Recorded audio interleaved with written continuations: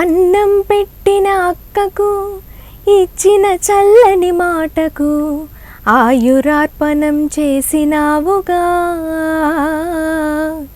ఎంతటి త్యాగం శ్రీమూర్తికి నీవిచ్చిన విలువ. మాతృమూర్తి ఔన్నత్యాన్ని చాటావు. సాయి టీవీ ప్రేక్షకులకు నమస్కారం.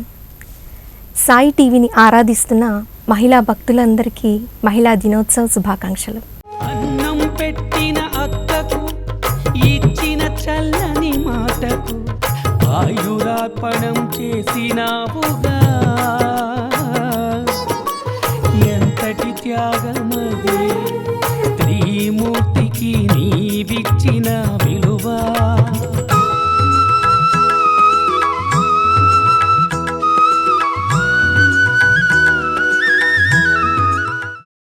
ఈరోజు మనం సాయి సచ్చరిత్రలో మహిళల యొక్క ప్రస్థానం గురించి తెలుసుకుందాం.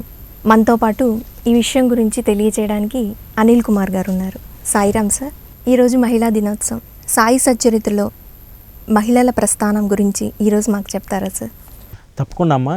ముందుగా సాయి టీవీ వీక్షిస్తున్నటువంటి మహిళలందరికీ, సాయిని ఆశ్రయించి సాయిని ఆరాధిస్తున్నటువంటి సోదరిమణులందరికీ కూడా ఈరోజు మహిళా దినోత్సవ శుభాకాంక్షలు.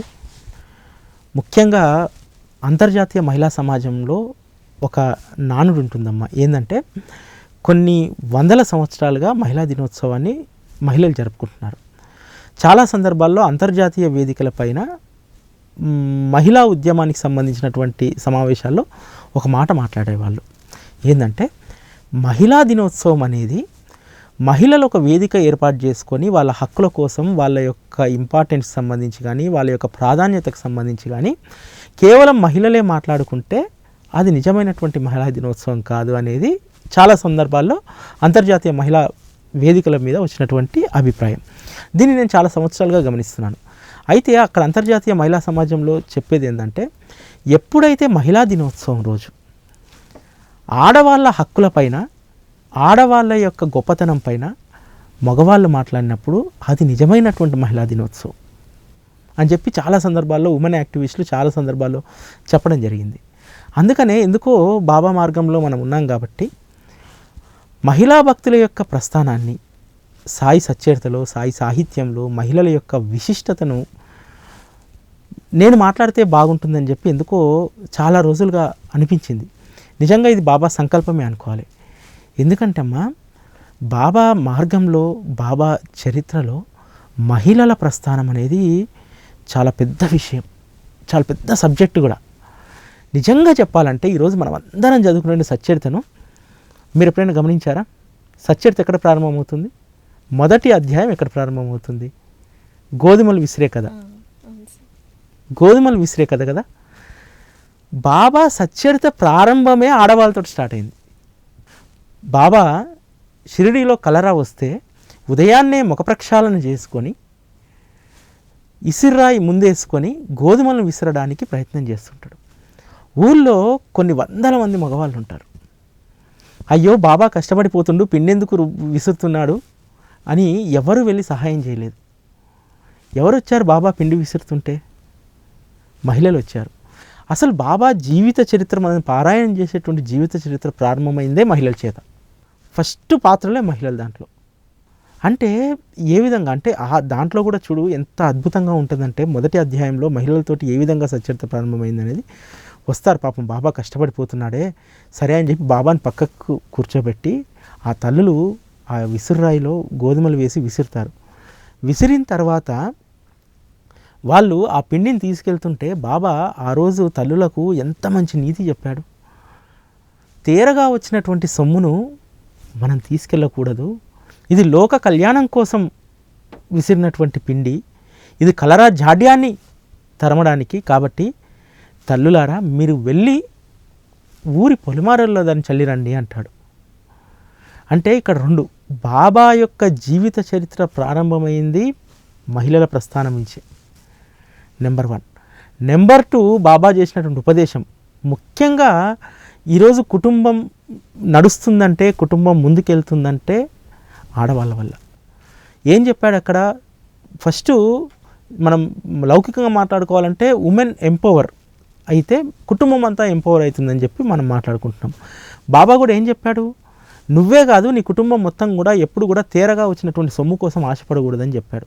అంటే ముఖ్యంగా ఆడవాళ్ళకు అటువంటి బోధ చేయడం వల్ల మిగతా తన యొక్క కొడుకులకు బిడ్డలకు ఆ బోధ చేస్తారని, ఆ మార్గంలో నడుపుతారని చెప్పారు అప్పుడు. నెంబర్ 2. నెంబర్ 3 ఏం చెప్పాడు? కలరా జాడ్యాన్ని రూపుమాపడానికి మామూలుగా ఓ 10 మందిని పురమాయించిపోయి ఊరు ఆరు బయట వాటిని చల్లించి రావచ్చు. మహిళల చేతని ఎందుకు చేయించాడు? మన ఇంట్లో ఒక పిల్లోడికి జబ్బు చేస్తే మొదటి డాక్టర్ ఇంట్లో అమ్మ. అందుబాటులో ఉన్నటువంటి కషాయాన్నో లేకపోతే అందుబాటులో తనకు తెలిసినటువంటి వైద్యాన్నో చేస్తుంది. ఆ మార్గంలో బాబా వాళ్ళతో జయించారు. అంటే దీన్ని బట్టి మనం అర్థం చేసుకోవాల్సింది ఏంటంటే సాయి చరిత్రలో మహిళల ప్రస్థానం అనేది చాలా ఇంపార్టెన్స్ ఉందమ్మా. మనం లోతుకు వెళ్తూ ఉంటే బాబా మహిళలకు సంబంధించి ఇంత ప్రాధాన్యతనిచ్చాడా? మహిళల ద్వారా మనకి ఇన్ని చెప్పించాడా? చాలా విషయాలు చెప్పించాడు. ప్రతి విషయం ఈరోజు మనం మాట్లాడుకుందాం. బాబా భక్తుల్లో మనకి ముందుగా గుర్తొచ్చేది బాయిజామా సార్. అవును. షిరిడి ప్రజలు బాబాని ఒక పిచ్చి పకీర్గా భావిస్తున్న సమయంలో బాయిజామా బాబాలో ఒక మహాత్ముల్ని ఎలా దర్శించగలిగింది? అది బాబాకు సంబంధించి బాయిజామాకు సంబంధించినటువంటి ఒక రుణానుబంధం అమ్మ. బాగా గుర్తుపెట్టుకో అమ్మ. మనము సుమారు 130-150 సంవత్సరాల క్రితం జరిగినటువంటి ఒక యథార్థ సంఘటన. ఒక ఫకీరు షిరిడి అనేటువంటి గ్రామానికి వస్తే మిగతా వాళ్ళందరూ కూడా ఒక పిచ్చి ఫకీర్ అని చెప్పి భావిస్తున్నటువంటి సమయంలో బాబా ఎక్కడ ఉంటే అక్కడ రొట్టె కూర తీసుకొని మండు టెండలో నెత్తిపైన గంప పెట్టుకొని వెళ్ళి బాబా ఆకలి తీర్చేది ఆ తల్లి. ఈ రోజుల్లోనే అంటే ఒకటి గుర్తుపెట్టుకోండి, మనం ఈరోజు లౌకికంగా మాట్లాడుకుంటే ఈరోజు ఇంత నవీన యుగంలో మనము ఒక ఆడ మొగ కలిసి తిరిగితేనో కలిసి ఉంటేనో రకరకాల మాటలు అనుకునేటువంటి ఈ రోజుల నుంచి దాదాపు ఒక 150 సంవత్సరాలు వెనక్కి వెళ్ళి ఉంటే ఎంత పురుషాధిక్య సమాజం ఉండి ఉంటుంది, ఎన్ని కట్టుబాట్లు ఉండి ఉంటాయి. బాయిజామా బాబాకు అన్నం పెట్టడానికి, బాబాకు రొట్టె పెట్టడానికి ఆ రోజు షిరిడీలో ఎవరు ఏమనుకున్నా పర్వాలేదని చెప్పి వెళ్ళి బాబా రొట్టె తినే వరకు తను ఆహారం తీసుకున్న రోజులు చాలా ఉన్నాయి. కొన్ని సందర్భాల్లో అమ్మ బాయిజామా చిట్టడవుల్లో తిరుగుతూ కొన్ని గంటల పాటు బాబా కోసం వెతికేదట. అంతేకాదు బాబా వెళ్ళేసరికి ధ్యానంలో ఉంటే బాబా ఎన్ని గంటలు ఆ స్థితిలో ఉంటే ఆ స్థితిలో నుంచి బయటికి వచ్చే వరకు ఆ విధంగా గంప పెట్టుకొని కూర్చునేది. ఎక్కడ అసలు ఏమని చెప్తాం మనం? అసలు ఈరోజు మనం బాయిజామా ఆ యొక్క ప్రేమ నిజంగా బాబా కూడా ఎంత ప్రేమ చూపెట్టేవాడట అంటే బాయిజామా ఇంటికి వెళ్ళి బాయిజామాకు ఎప్పుడో చెప్పాడట ఒకసారి ఒడియాలంటే ఇష్టం అని చెప్పి.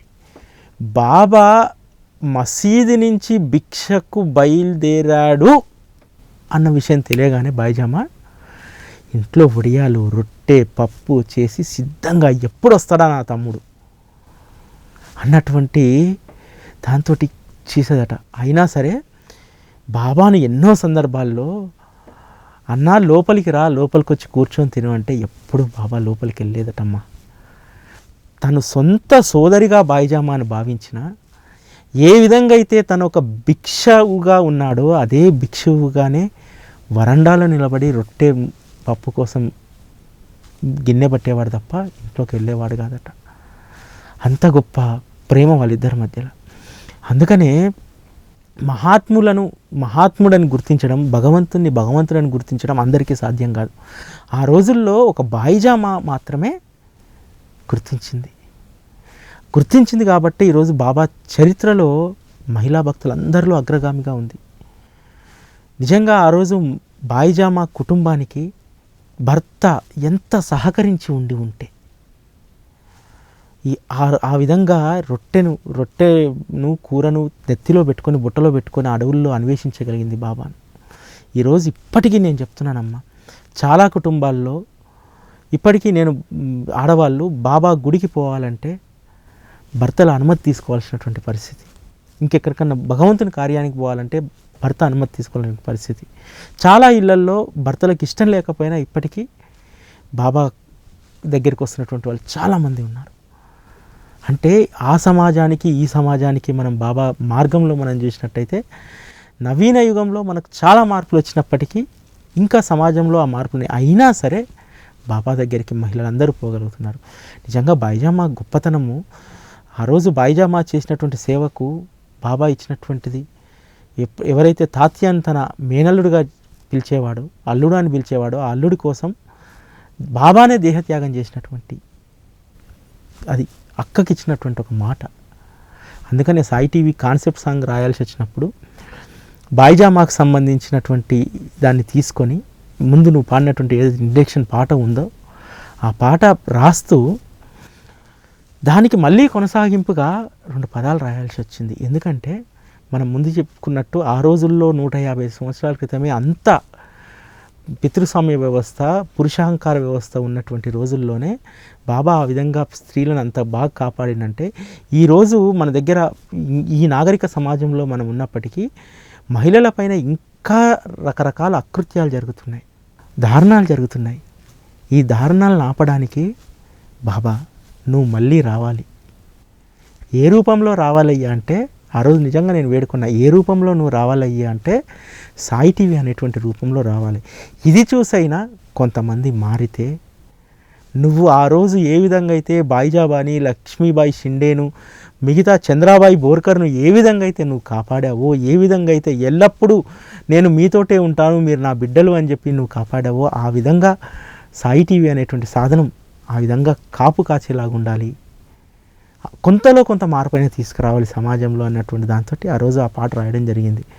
నిజంగా ఆ పాట రాసేటప్పటికీ ఇప్పటికీ చూస్తే ఆ చరణం విన్నప్పుడల్లా ఒక రకమైనటువంటి ఉద్వేగం.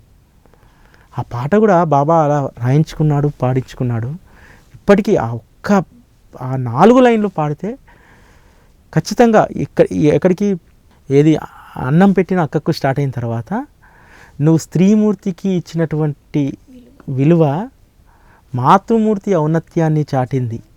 అక్కడ చిన్న పాజిచ్చి కానీ సాయి ఈ జీవన సమరంలో అనునిత్యం దాడులతో, కీచక పర్వం జరుగుతుంటే ఇదంతటిని ఆపడానికి నువ్వు మళ్ళీ రావాలి సాయి. ఒక అద్భుతమైనటువంటి, నిజంగా అది బాబా ఆ విధంగా ఎందుకు రాయించుకున్నాడో, ఆ పదాలు ఎందుకు వచ్చాయి అనేది అది ఆయనకే తెలుసు. అంత గొప్ప ప్రతి చోట కూడా బాబాకు సంబంధించినటువంటి ప్రతి మార్గంలో కూడా అన్ని చోట్ల కూడా బాబా ఇప్పుడు నడుస్తున్నటువంటి వాళ్ళలో కూడా మనం గుర్తు చేసుకోవాల్సింది ఇప్పటికీ కూడా ఈ కాలంలో కూడా చాలా బాధ్యతలు మహిళలకి ఇచ్చాడు బాబా. ఎందుకంటే అమ్మా చాలామందికి తెలియదు, ఓల్డ్ సిటీ కిషన్ బాగ్లో మనెమ్మ గారు అని చెప్పి ఉండేవారు. ఈ మధ్యలోనే వారు సాయిలో కలిసిపోయారు, లేరు. ఆవిడ షిరిడీకి వెళ్ళి భిక్ష చేసుకుంటూ అక్కడ మరాఠీ నేర్చుకొని గురుస్థానంలో బండలపైన పడుకొని హేమాద్రి పంత్ గారు రాసినటువంటి సచ్చరితను ఓవి ట్రాన్స్లేట్ చేసింది. దాన్ని సంస్థానం వాళ్ళు ఇప్పటికీ అధికారికంగా ఆ గ్రంథాన్నే ప్రచురిస్తారు. ఓవి అంటే మనమ్మ గారిదే ప్రచురిస్తారు. ఆ విధంగా ఆవిడ అక్కడ మరాఠీ నేర్చుకొని ఆ మరాఠీలో నుంచి తెలుగులోకి యాజ్ ఇట్ ఈజ్గా ట్రాన్స్లేట్ చేసినటువంటి ఆవిడ. ఇట్లా చాలామంది మనకు తెలియనటువంటి ఈరోజు తల్లులు చాలామంది ఉన్నారు సాయి మార్గంలో. అద్భుతమైనటువంటి సేవ చేసినటువంటి వాళ్ళు ఉన్నారు, చాలామందికి ఇచ్చారు. కాకపోతే ఏంటంటే ఆ రోజుకు ఈ రోజుకు బాబా మహిళల పట్ల ఎంత ప్రేమ చూపెట్టినా, వాళ్ళకి ఎంత ఇంపార్టెన్స్ ఇచ్చినా మగవాళ్ళకు వచ్చినంత గుర్తింపు ఆడవాళ్ళకి రాలేదు. 100% వాస్తవం. ఎందుకనంటే ఆ రోజు సంస్థానం ఏర్పాటు కృషి చేసినటువంటి రాధాకృష్ణ అయ్య దగ్గర నుంచి ఈరోజు సాయి సచ్చరితను ట్రాన్స్లేట్ చేసి ఓవి ట్రాన్స్లేట్ చేసిన మనెమ్మ వరకు కూడా వీళ్ళ మొహాలు ఎవరికీ తెలియవు, వీళ్ళ గురించి ఎవరికీ తెలియదు. తెలిసినటువంటి వాళ్ళు వీళ్ళ గురించి చెప్పిన సందర్భాలు చాలా తక్కువ. చాలామంది ఉన్నారు ఇలా. కాబట్టి సాయి మార్గంలో, సాయి సచ్చరితలో మహిళల ప్రస్థానం అనేది చాలా విశిష్టమైనది. నిజంగా చాలా బాగా చెప్తున్నారు సార్, చాలా విషయాలు తెలుస్తున్నాయి.